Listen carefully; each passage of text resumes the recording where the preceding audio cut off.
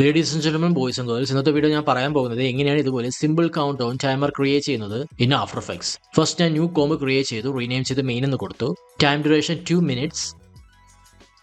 New solid create ചെയ്തു, rename ചെയ്ത് background എന്ന് കൊടുത്തു.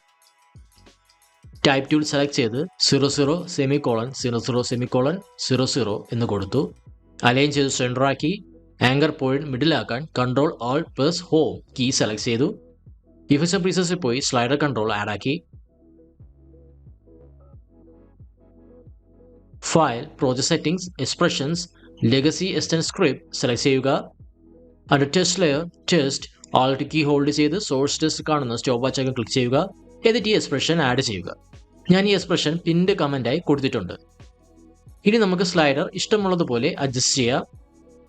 1800 ഹാഫ് ഹവർ ആണ്. 3600 1 ഹവർ ആണ്. സോ ഞാൻ സ്ലൈഡർ കീ ഫ്രെയിം സെറ്റ് ചെയ്യുന്നു. At the beginning of the time line change to 120.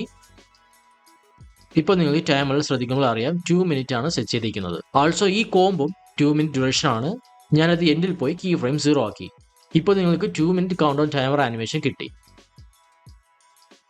ഇപ്പോൾ നിങ്ങൾക്ക് ഈ ടൈം ഡ്യൂറേഷൻ ചേഞ്ച് ചെയ്ത് 10 seconds ആക്കണമെന്നുണ്ടെങ്കിൽ composer settings, time duration change ചെയ്ത് 10 seconds ആക്കുക.